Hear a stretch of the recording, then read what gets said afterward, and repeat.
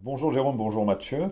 Vous m'avez demandé d'envoyer une slide pour expliquer ce que je pourrais apporter à un groupe comme L'Oréal. Donc je vous ai envoyé cette slide, mais je pensais qu'une vidéo également euh, serait plus facile pour me vendre, pour vous expliquer ces choses-là. Donc ce que je vais faire là, c'est avant de vous expliquer comment je peux aider ce groupe, comment je pourrais aider ce groupe, c'est de vous présenter ce que je comprends du contexte, des enjeux et des défis auxquels la société va devoir faire face. Voilà.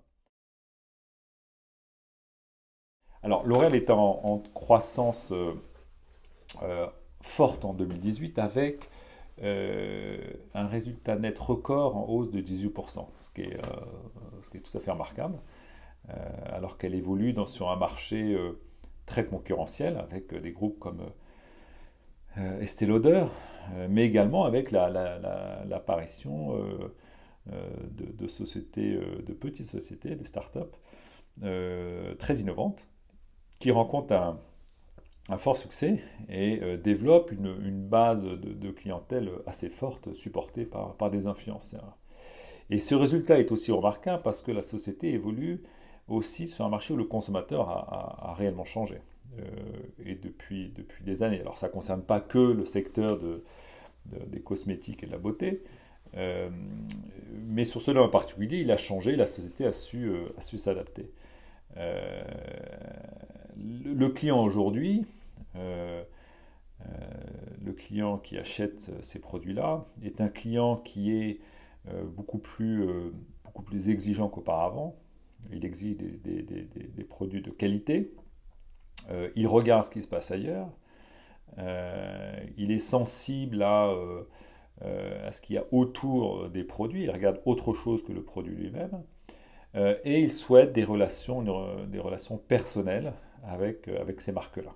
Euh, euh, c'est donc une réelle performance de voir cette société qui acquiert encore des parts de marché dans ce contexte-là. Donc l'enjeu pour moi, l'objectif business pour moi de L'Oréal, l'objectif marketing, on va dire, va être de consolider cette position de leader dans ce contexte exigeant et de renforcer encore davantage le lien que ces marques ont avec leurs clients. Donc d'un point de vue de l'engagement client, du point de vue de la relation client, l'objectif va donc être pour moi de transformer les relations transactionnelles en relations personnelles en créant une connexion émotionnelle. Donc comment faire? Pour moi, il y a 5 choses que la société doit faire. La première, c'est rendre service, proposer des services. La société doit faire mieux que juste vendre des produits. Elle doit faire plus que ça. La deuxième, c'est offrir une expérience client de qualité qui dépasse les attentes de ses clients. La troisième, c'est interagir directement et de façon personnelle avec ses clients. La quatrième chose que la société doit faire, c'est innover, qui est déjà un point largement présent au sein du groupe. Et puis la cinquième chose, qui serait presque un prérequis des 4 précédents points, c'est d'acquérir et d'avoir une connaissance fine des clients, de connaître les besoins, les attentes, les motivations, les différents segments, et d'être capable, in fine, de pouvoir les contacter. Voilà. Alors, les défis sont nombreux pour un groupe comme L'Oréal, dans ce contexte-là. Les défis à relever vont être pour moi, ils sont l'ordre de 4. D'abord, le premier, c'est d'aligner les marques, euh,